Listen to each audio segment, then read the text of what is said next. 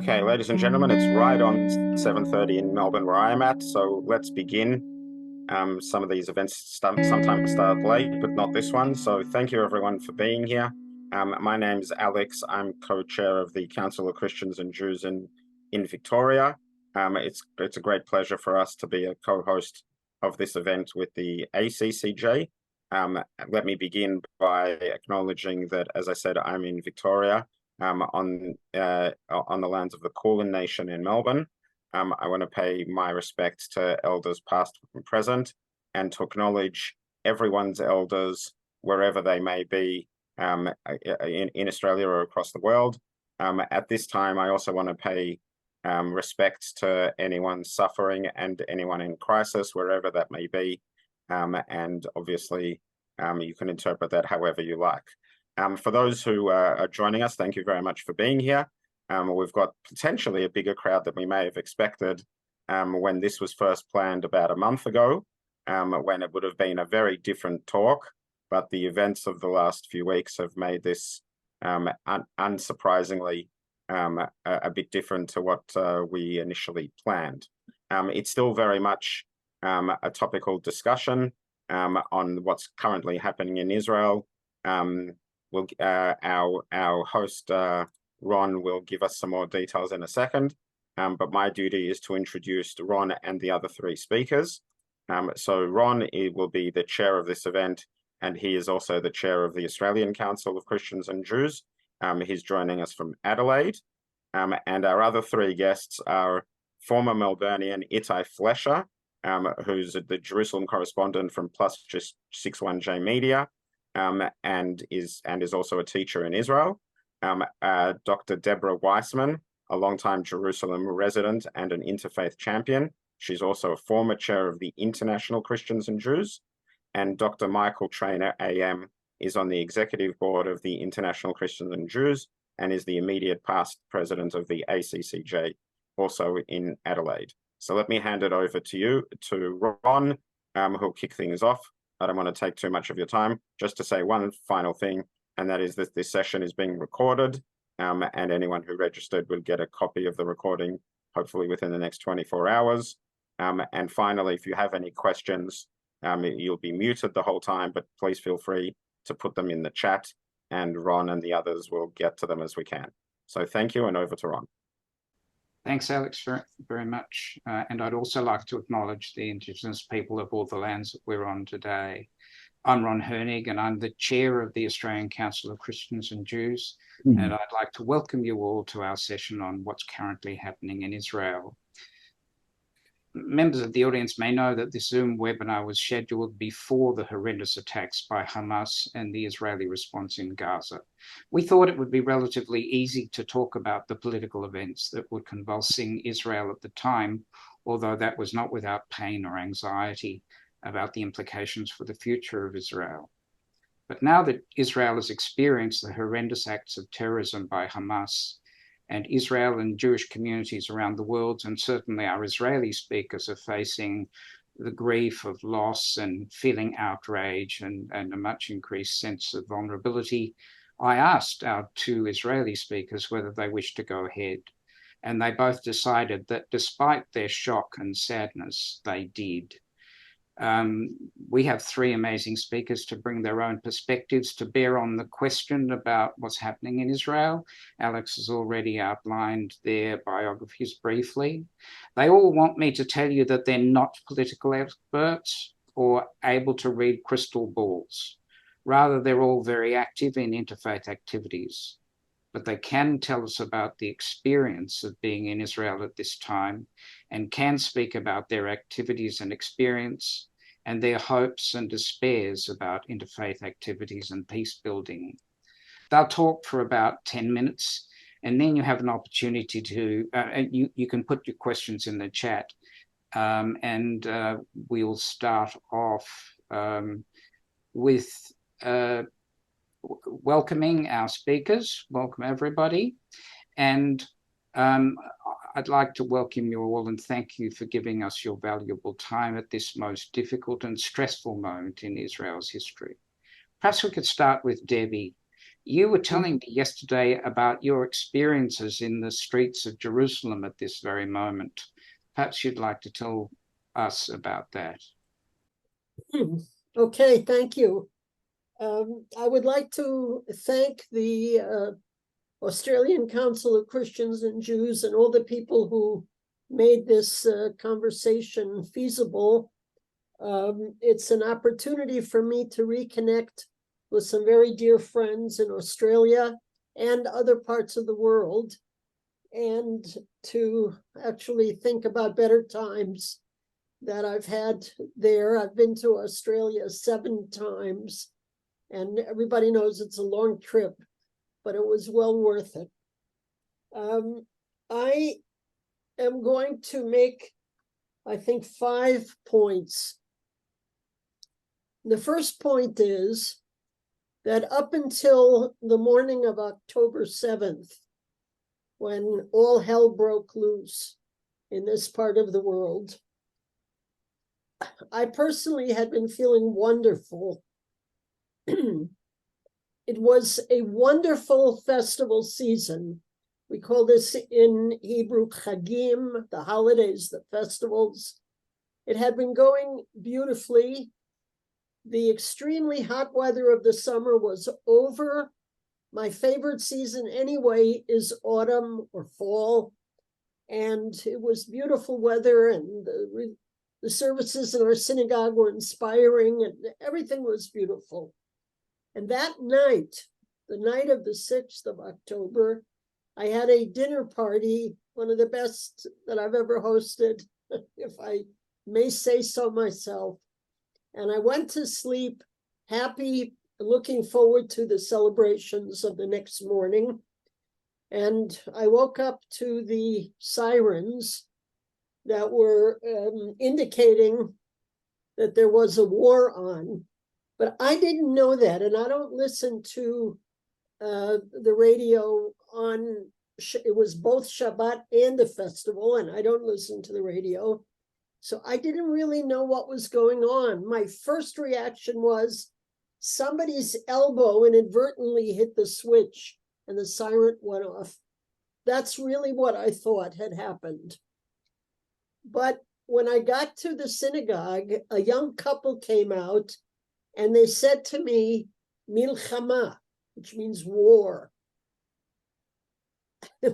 I took it at first as a joke, and I asked, Bein mi lemi, who's fighting?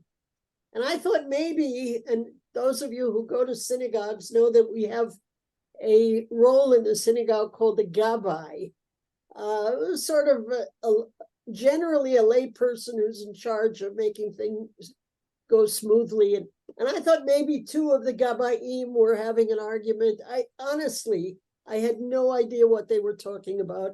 It wasn't until I got inside that I got a little bit of a news update.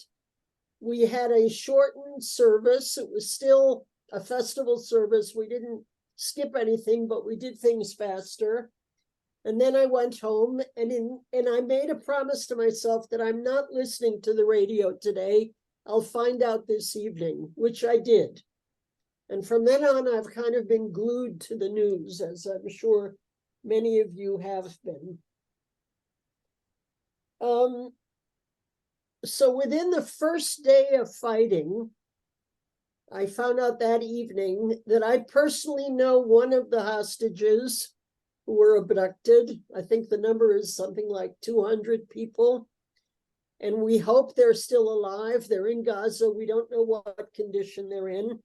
The lady that I know is 2 years younger than I am, meaning she's elderly. And I hope that she's okay. And then I found out that I actually am 1 or 2 degrees removed from several people who were murdered the first morning. A young man on a kibbutz was murdered in his home, saving the life of one of his neighbors. His mother is a member of our synagogue. And in another case, a married couple, were murdered, saving the life of their teenage son. And I know her father. By the way, he's been involved in interreligious dialogue. His name is Professor Ilan Troen. And those of you who know our book called Enabling Dialogue on the Land, which was published just a couple of years ago, he has a key article in that volume. There's almost nobody here who doesn't know people who are involved. And beyond those who have been brutally murdered or abducted, I know many young men and women who are serving in the Israeli armed forces, many of whom are poised on the edge of Gaza.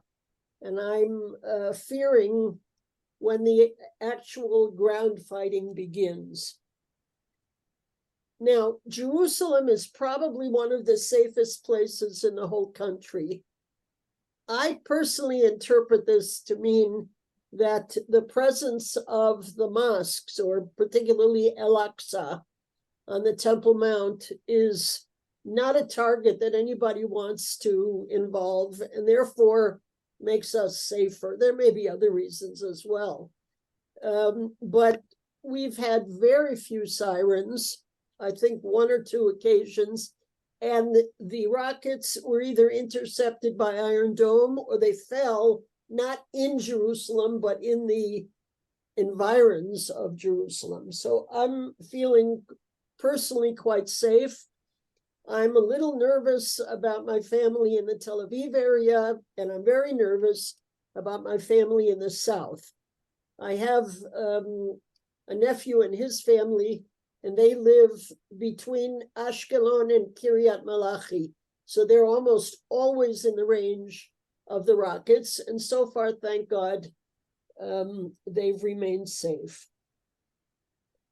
One of the positive things in all of this is that I have heard from both Jewish and Christian friends from all around the world, and I appreciate any messages of solidarity and support that you can give us, together with, of course, a genuine concern for the safety of the innocent people in Gaza.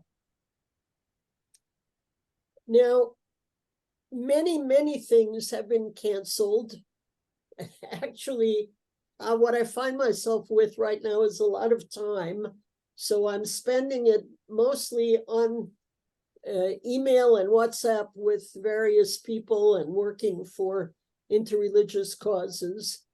But for the past 2 days, I had to go out of my house, and not just to go run across the street and buy groceries. I had to go a place that's a little bit further away because my cell phone needed repair.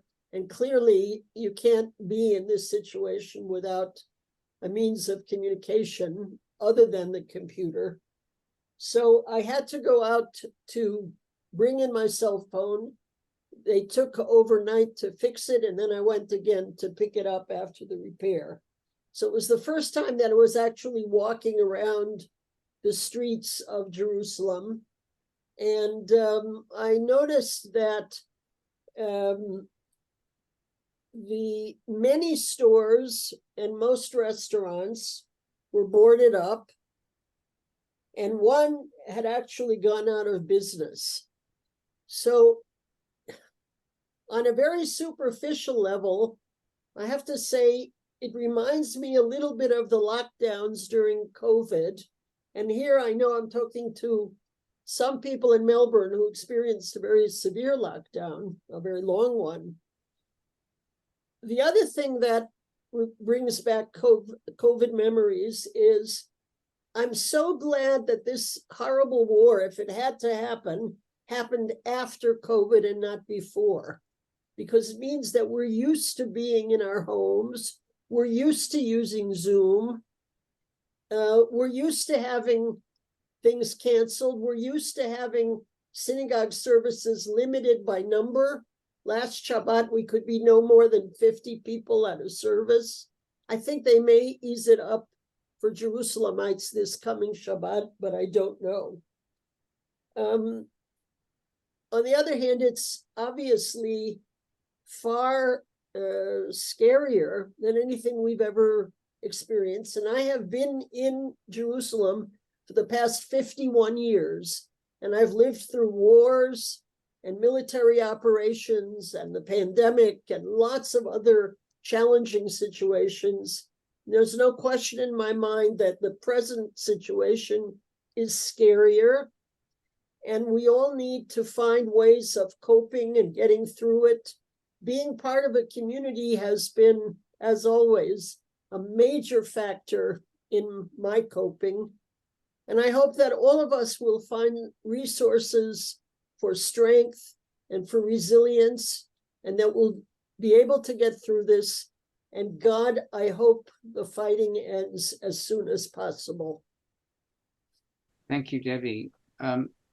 Ittay, you wrote in a recent piece in Crikey, at times like this, it's almost impossible to talk about peace. How can one talk about compromise and justice in the face of such brutality from Hamas and such collective punishment in Gaza? How does one talk about peace now? Thank you for inviting me on. So, those that don't know, I am the education director of Kids for Peace Jerusalem. We're a youth movement for Israeli and Palestinian children, and we conduct dialogue with teenagers who live in this city.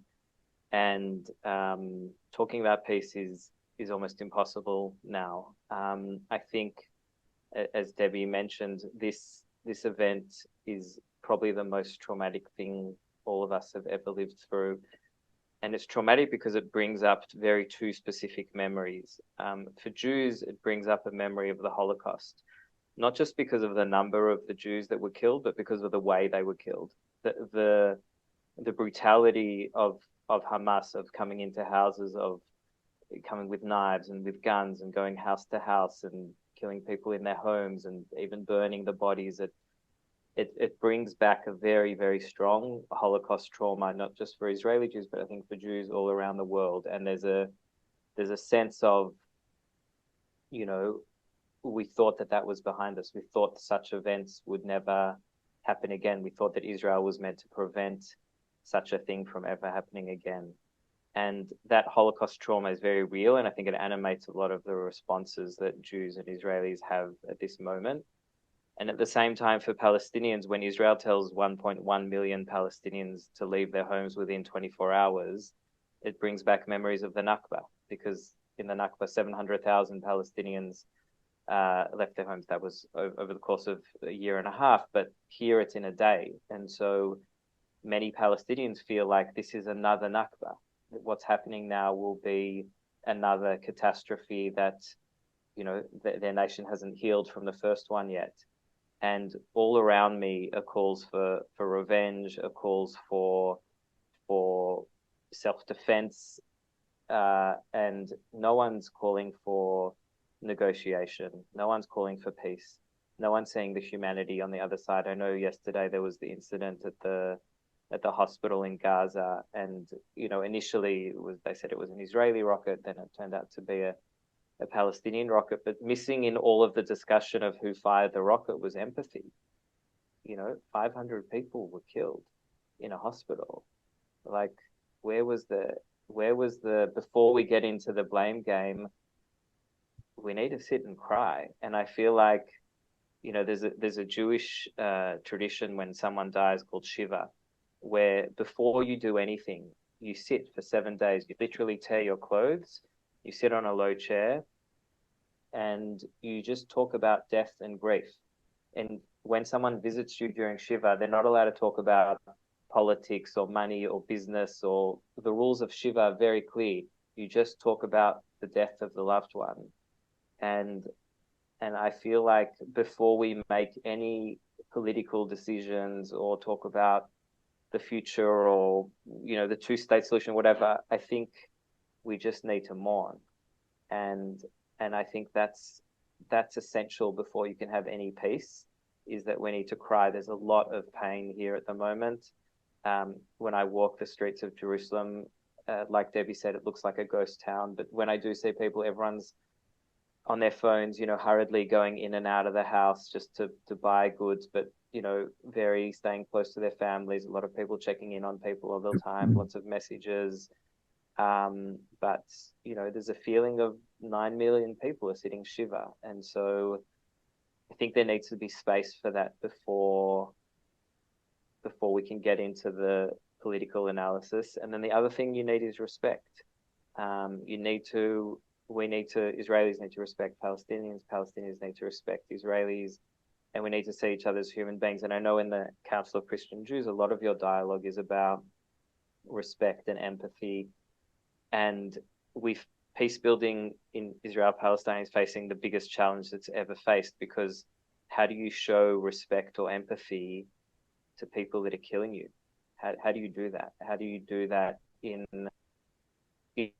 people struggle to do that in times of peace, but how do you do that in times of war? I don't know. Like, I'll share, like 2 weeks ago, I live in Jerusalem. I went to Tel Aviv. I went to the Australian embassy there because I wanted to vote in the Voice referendum. Even though I don't live in Australia, I'm still an Australian citizen, so I still have the right to vote. And I voted yes. And it took me like a whole day to do it, because to get to Tel Aviv and back, it's not an easy thing. I don't have a car.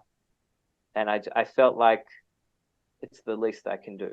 It's the least I can do to say, you need a voice.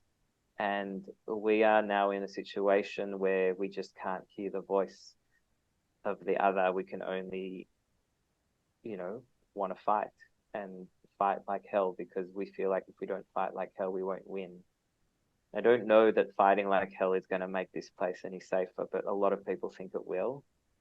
On the other hand, and I'm going to contradict myself now, I also know that if Hamas continues to exist, my life, my country is not viable. I don't think Israel can continue to exist if Hamas is able to do what it did on October 7th again. Like, no one will live here anymore. So we obviously need to make a way for Israelis to be able to live here and to continue to feel safe.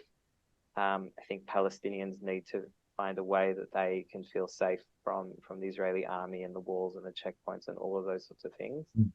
And we need to find a way to do that together. And you can only do that by talking, but no one wants to talk at the moment. So that's kind of why I don't have any solutions. But I know that after all the killing is finished, we will need to sit and talk. And that's the only way to move forward. Thank you, Ittay. Debbie, do you have any comment on peace building and the possibility of peace building now? Well, I think that Ittay and his colleagues had been doing wonderful work, and I totally support Kids for Peace and all the other terrific organizations that were trying to bring us together. And I hope that we'll be able to start again when this is over. First of all, I hope it'll be over sooner rather than later. And secondly, I hope that we'll be able then, after going through the process of mourning, and Ittay mentioned the Shiva, the week-long period of mourning. It's really divided into a week, and then a month, and then a year. So you come out of this period gradually. And I think we'll have to do that too, individually and collectively.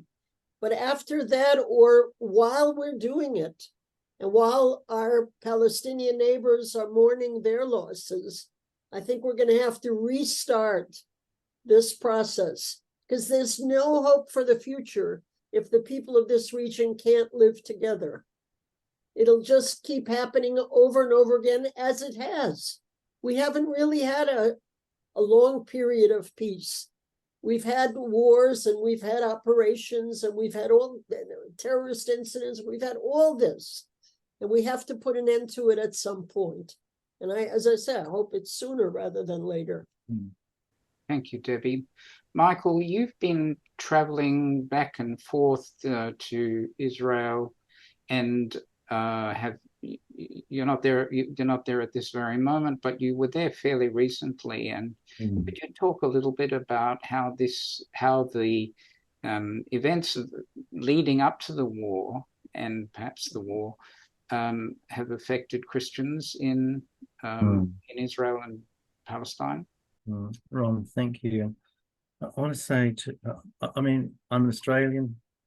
I'm away from the zone, and I'm very touched by Debbie and Ittay's reflection, because they're right in the center of it, and they speak with an authenticity out of that experience. And I really appreciate Ittay's reflection from his perspective, as well as Debbie's. And my my comments really come from, as you said, Ron, from being in Israel several times, visiting Debbie, and her opportunity to be with her at Shabbat meal, and knowing her hospitality and how much that's important, and even being with her at her synagogue. So I'm affected by the way others are affected. And when I was in Israel a couple of months ago with a group, it was it was before this event occurred, and we were aware of what was happening politically in terms of Netanyahu's desire to put a hold or clamp around the judicial system. And we were there at a time when there was a lot of protesting going on. And while we ourselves didn't experience that, we were very aware of that critique. But it was also fostering another, and again, this what I'm talking about is this pre-war event. It was fostering an anti-Christian sentiment, and there was a lot of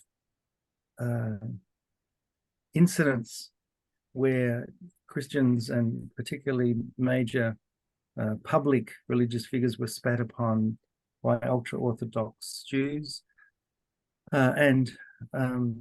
So this was a growing hostility that was worrying, and it was being documented, and it was becoming public, particularly from the Christian leaders there, and one of them is the Latin Patriarch there.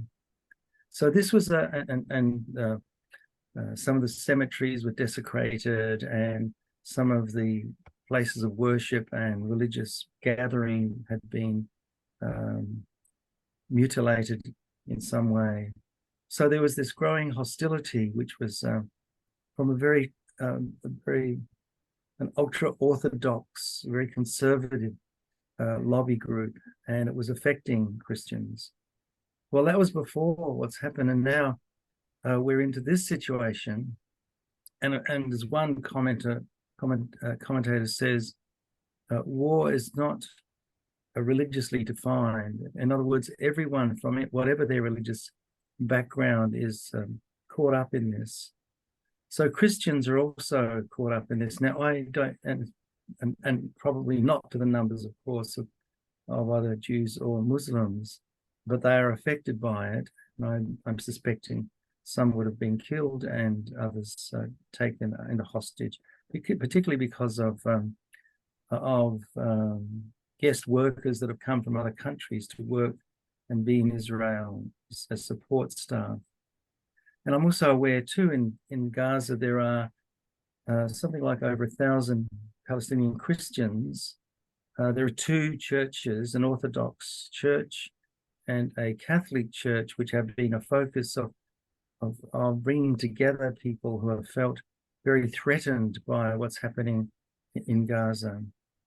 So I've been really challenged to think about how can I, in this part of the world, in Adelaide, in South Australia, how can I reflect positively, not positive about what's happened, but how can I contribute to a way of thinking about this? And when the first days of this war unfolded, I received a WhatsApp message from the guide, who was secular Jew. He traveled with us, guiding us around Israel, and he wrote to us to say that his son had been called up, and was going to be serving in the northern part of Israel. He was relieved in one way that it wasn't around Gaza, but on the other hand, he knew that something was going to be brewing from Lebanon. And I could feel in the communication his own sense of tragedy that was going to affect his family, even though he himself, no one has, as far as I know, has been taken hostage or has died. But and I pick it up too through say people like Debbie as well. So the question I raise for myself and for my Catholic parishioners here in Adelaide is, what can we do? How can we respond? And there was one of my parishioners some time ago. We're always praying for Ukraine, and the focus of the moment has shifted naturally to what's happening in Israel and Gaza. This woman said to me, what's the use of praying if peace does not come about, if God does not intervene? And it's a question that I think a lot of Christians raise. What's the good of prayer and all this? And I was thinking about this, and three things came to mind, and some of them connect to what Ittay was saying and Debbie was saying. There's one writer who was writing in an international Catholic newspaper called La Croix, and she was suggesting, rather than devouring the news, which we do, she suggested praying the news. And I just found this a very helpful approach. She says maybe reading or consuming the news, and this is a quote from what this woman wrote, maybe reading and consuming the news is the entirely wrong approach. Maybe we are meant to pray the news. And she says it's not a passive act. Rather, it's lifting the voice to heaven and a heart turned to the love of God, asking God to bring peace and comfort to those in need. But it also, she says, it's a way of opening the heart to feel and the eyes to see and the mind to understand. I just found this a very helpful thing, because there are some descriptions that I came across in what's happened over these days that is just so horrible, so horrific. It's hard to even read these things. So it's calling me into some kind of dialogue with the people who have been affected and victims for it. So that was one helpful reflection I had out of that. Then there was another piece written by an archbishop in Algeria who's working as a Catholic bishop within a pretty mainstream Muslim context, and he was reflecting too on what was happening in Israel and Gaza. And he was saying that as we are aware of our powerlessness to influence a conflict that's holding the world hostage, he says at the same time being aware of our ability to take concrete action to prevent this evil from spreading. And he says there are two ways. He affirms the role of prayer, opening the heart up to reflect on with the divine companion, but also friendships. And he says this is the bulwark against violence. And it's in this connection with those two reflections from this archbishop and from this writer with La Croix, that connects to what Ittay was saying with regard to empathy and compassion. I think while we can't be peace brokers at the moment, there is this sense of the need, the desire to have this spirit of compassion. And I always think of the Hebrew for compassion, rachem, which is connected to the womb. It's a very visceral sense of feeling for what's happening. And so I guess coming back to what Archbishop John Paul Vesco says, creating friendship is very important, and connecting. And I was thinking of that too in terms of our local context here in Adelaide. And so I got in contact with Rabbi Shoshana Kaminsky, who's our local rabbi here, just to let her know that was aware of her congregation, and that my parish, my Catholic parish in Lockleys, was wanting to connect and be in communion with them.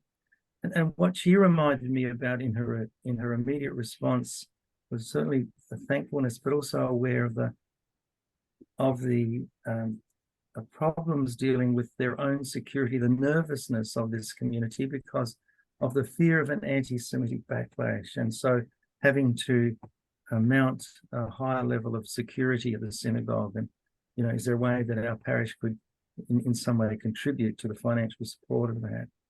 So these may be rambling thoughts, but I'm very aware I'm away from the situation, so I really deeply appreciate the way that Debbie and Ittay have reflected on us. And I keep coming back to this text from the Gospel of Luke. And I got to think through it. What is it really asking of me? The text says, I say to you that here, love your enemies, do good to those who hate you, bless those who curse you, pray for those who abuse you. To the one who strikes you on the cheek, offer the other also. And for the one who takes away your coat, do not withhold even your shirt. And so this little teaching of Jesus in Luke's Gospel is, for me, quite a challenging text, because it's inviting me to reflect on how can I love the enemy, and not to take sides, but to support those who are really struggling and affirming the lives of those who are innocent. So, Ron, this thing about not reading the news, but praying the news, and then building relationships and getting in touch with people. These are, to me, just little ways, perhaps, that I find could be helpful, hopefully, to support those who are really struggling and are deeply affected by what's happened. I'd like to share that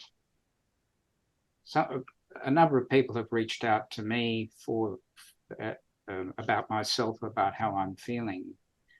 But the one that touched me the most and frightened me the most is a former student of mine who's a journalist, and she's a Muslim, and she reached out to me, and we've been conducting a conversation and thinking about, is there any possible way that Jews and Muslims can pray together at this moment, or can just mourn together at this moment? Just on a different question, Alex Dinovitzer asks, according to Jewish law, we have the right to self-defense. If someone comes to my door and threatens my life, I can defend myself. Now, Israel has come to the door of 1 million Palestinians and ordered them to leave and to save their lives. How is this compatible with Jewish values? Why are we abhorred that these people fight to defend their families, he asks. Does anybody want to respond to that? I'm a little overwhelmed. I had read it in the chat, and he's assuming, I mean, I don't want to get into this thing that happens in a kindergarten, I hit him back first, or, this, like, who did it? We were brutally attacked and massacred, and we can't forget that. Our response, whatever you might think of it, is a response. And it seems to me that this Alex, whom I don't know, is ignoring that. And I don't think it's doing anybody any good to ignore that. Now, some people would say what we're doing is revenge. I think there's a difference between self-defense or even justice and revenge. If it was revenge, I would not support it. I don't believe in revenge. I like to quote a Welsh poet from a few hundred years ago who said, "The best revenge is living well." And I wish that we could do just that. But we have to make sure that this won't happen next week. We have to eliminate the capabilities of Hamas to do this ever again.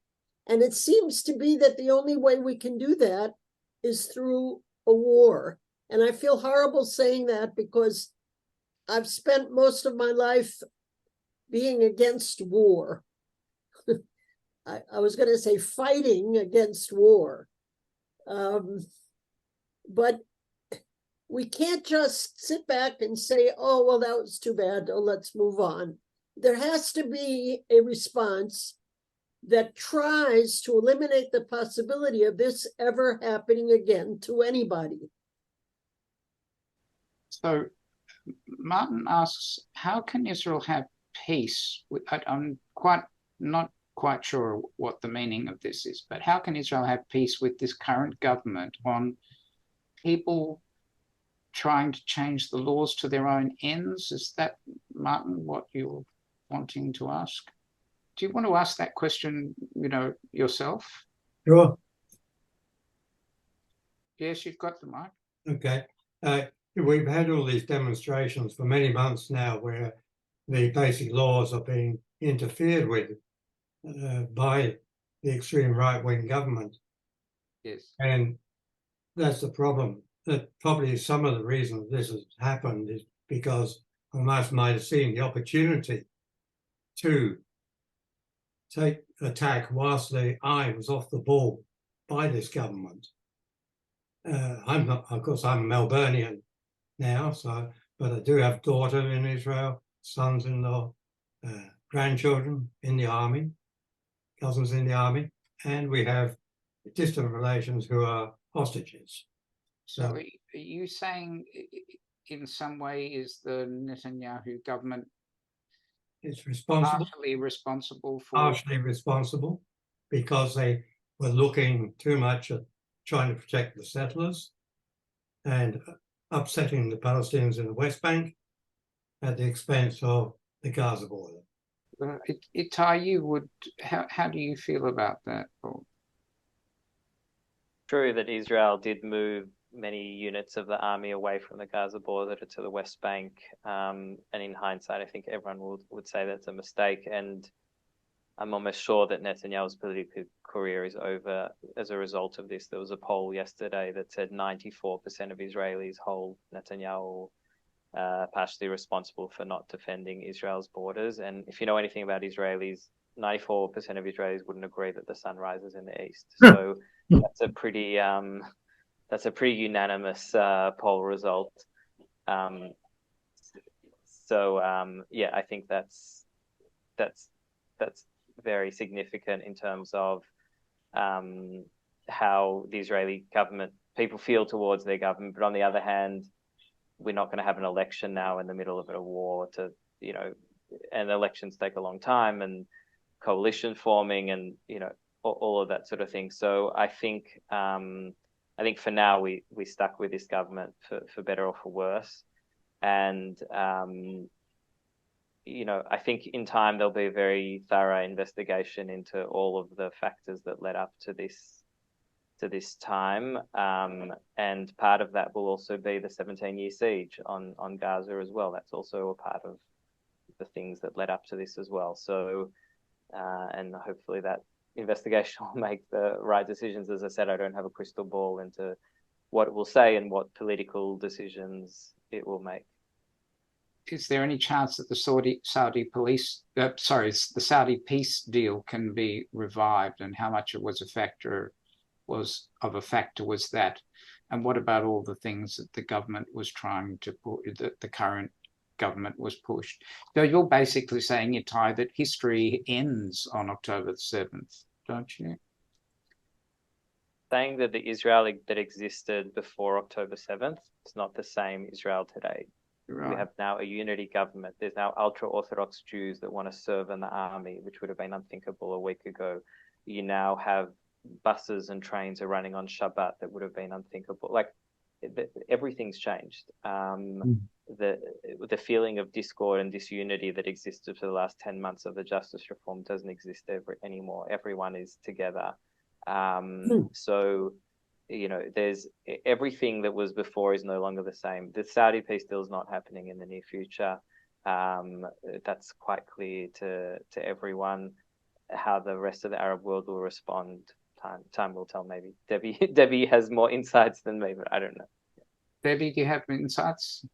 Well, first of all, I agree with Ittay's insights, but I wanted to say that, and I don't really want to get into politics. That wasn't the purpose of this conversation. But I think that our government has been non-functioning for quite a while on a whole variety of issues. And I think that we saw on October 7th that they were completely unprepared to handle this crisis.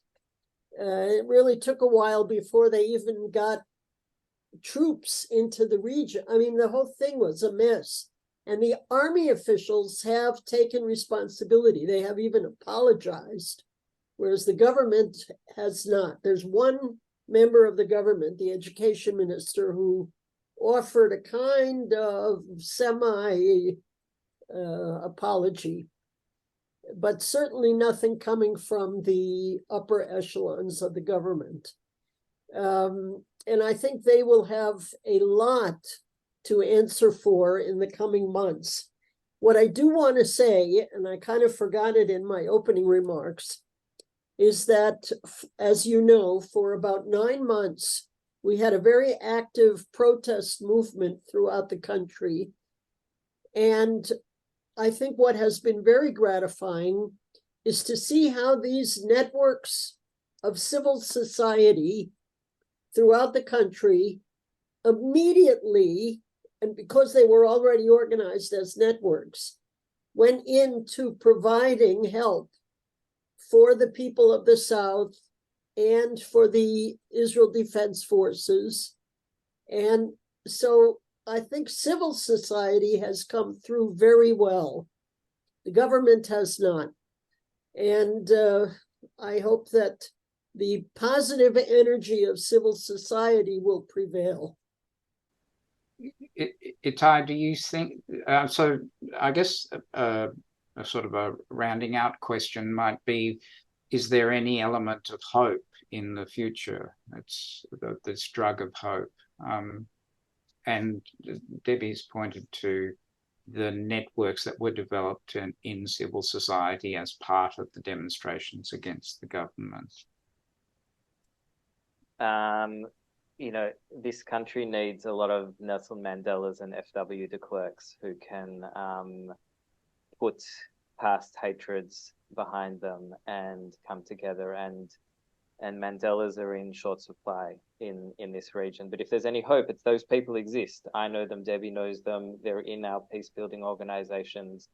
They're just a million miles away from any political office at the moment on both sides of the border. But the hope is those people that have humanized the other, that have gone through these peace-building experiences, that have done this dialogue, that understand the complexity of the different narratives and the history, and that can, you know, offer a kind of leadership that doesn't find peace through the barrel of a gun, but they're a long way away. I will say that if you're looking to do something in Australia, there's a friend of mine, Esther Takac, that made a film called The Narrow Bridge that's screened in Australia a few times, and tells the story of 4 people, Rami, Bassam, Meital, and Bushra. They're all bereaved parents who have lost loved ones. And if you want to build empathy, open up your church, open up your synagogue, do a screening of this film and show people in your community that there are humans that suffer on all sides. And even those people who have lost the dearest thing in their world to them, which is their own child,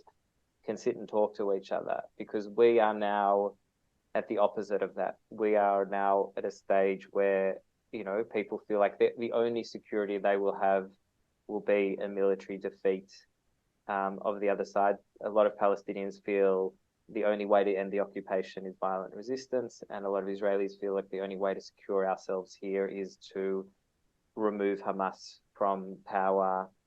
And we both right. Like, Israel won't have security if Hamas is in power, and Palestinians won't have freedom if the occupation continues. So both those things need to happen. And so it's a question of how long will that take? How many more bereaved parents will there need to be until we reach that day? I want it to be sooner rather than later, but I'll be honest, my view is a tiny minority within the Israeli discourse at the moment. So I'm not really representative of many people beyond myself. What happens to organizations like that at a time like this? So the hand-in-hand school, or the group of people who came together, whose children were killed by, whose relatives were killed by one side meeting with the other, and does all that just hibernate, or is there? No, look, I was on a Zoom. Yeah, I was on a Zoom yesterday with 40 people who work in peace building organizations under an umbrella called ALMEF, the Alliance for Middle East Peace. And a lot of us spoke about our pain, but there's a lot of NGOs doing things right now. There's a group in Yaffo, Yaffo's south of Tel Aviv. They've formed a Jewish Arab Guard to sort of patrol the streets and monitor any acts of racism or attacks on businesses or vigilantism. There's groups putting up posters, promoting messages of coexistence in Jerusalem tonight. There's some that are trying to sort of do things on social media to promote the idea of seeing the other as a human being. So these organizations are still existing, and they're trying to do that. But there's a lot of fear. There was an Arab woman who was fired for her job yesterday for liking a post that was sympathetic to the Palestinian cause. Like, there's also a fear that we're going to turn into a police state during this war. And I have many critiques of the Israeli politics, but one thing we have here at least is freedom of speech, and there's a worry that might soon be restricted in some way. So yeah, I'm not particularly optimistic, but I think whenever this war finishes, we're going to talk. Like, it will finish at some point. All wars end. And so, I want the war to be as short as possible. And I don't want innocent people to die anymore. And I want us to grieve together and to see that we're human beings. And that's, they're all very tough things to ask at this time. Debbie, you call yourself what is it? A pessimist? Like an optimistic pessimist? No, it's not that. A hopeful pessimist. A hopeful pessimist. Yes. So I remain a hopeful pessimist now. I'm sorry? Are you feeling hopeful and pessimistic at the same time? Yeah, I'm actually feeling way more pessimistic than hopeful, but I do have three things to offer very, very quickly as sources of hope. One is that there are some amazing stories that will come out of October 7th and later about people helping each other, saving each other, sacrificing themselves for their children or grandchildren. I mean, there's a lot that happened that can be very inspiring. The second thing I want to do is mention two individuals. One, rabbi, member of the Knesset, Gilad Kariv, who I think since he entered political life has been doing a fantastic job, and I hope that he continues. The other is someone called Avi Davush, who is the CEO of Rabbis for Human Rights from Sderot originally. Now they live on a kibbutz in the south.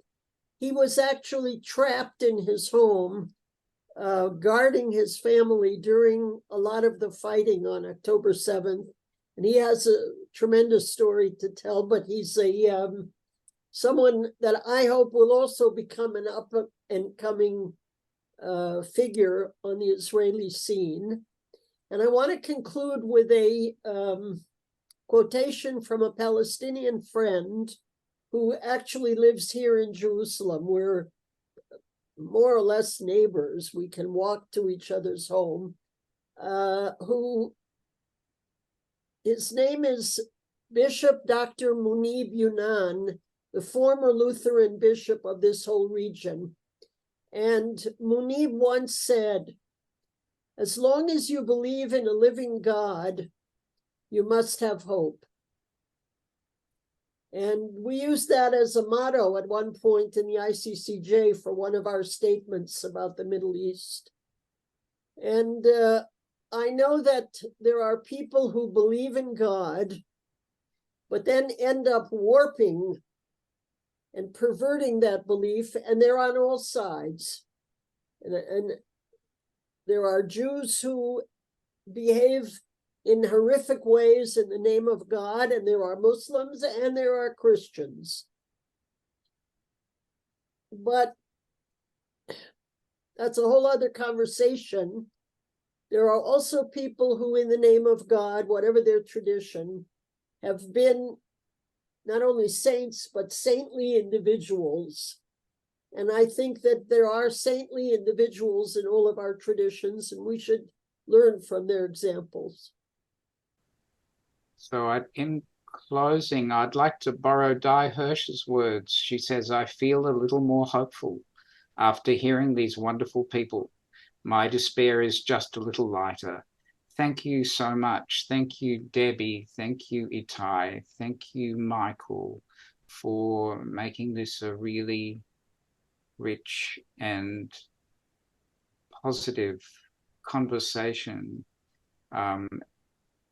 and a deeply humanitarian one. Thank you so much. Thank you. I just want to add that I know this was about us, but I also know that many of the people on this call have also had a very difficult week and also are going through not an easy time. I follow what's been happening in Australia around this issue and the nature of the public debate and government resolutions and all of those sorts of things. So I just want to say I'm thinking of you too at this time, and I'm also putting a link in the chat to the organization where I work for. If anyone is able to donate to support us at that time, that also makes a big difference to us. But thank you for hearing us and all your support and love, and everyone who messaged us over the past few weeks. I remember our conversation yesterday ended on you talking about what people in Australia might be able to do to help or support, to show solidarity with you. Do you want to briefly say something before we close? No, look, I think listen to Israeli and Palestinian peace builders, do the work yourself, learn the history, understand that, this what happened on Simchat Torah has a long history before it, and that in order to, it's like the voice referendum didn't start on October 14th. You can't understand the voice referendum without understanding everything that happened before it. So, learn history, have difficult conversations, support charities that, bring people together, that don't, stoke the flames of violence and revenge, and pray as well. If you believe, then that's definitely something you can do as well. You can visit when it's safe to do so as well. And don't give up on us, because the peace building community here is very small and very fragile, and has suffered a hit this week that's never suffered before. And I don't know how many peace building organizations that I spoke to on the Zoom will still exist in a year from now. I don't even know if my organization will either. But I really don't see any other way of us getting out of this other than training the next Mandelas and de Klerks to take leadership positions in this country, and that could take many years or even decades, but that's our only way to live in peace. I'm now going to invite Colleen O'Reilly to close us out. Thank you to our speakers for bringing us the lived experience. I was struck by a phrase, and I'll just be very brief, a phrase from the Protestant theologian Karl Barth, who said that humanity that is not co-humanity is inhumanity. And we see that writ large in Israel and in other places throughout our world. Humanity that's not co-humanity is inhumanity. And I think the only hope that God has, and the only hope for any of us, is that we keep alive that hope that Debbie spoke about, the hope of peace. The hope that there may yet be peace. Future generations may yet accomplish it.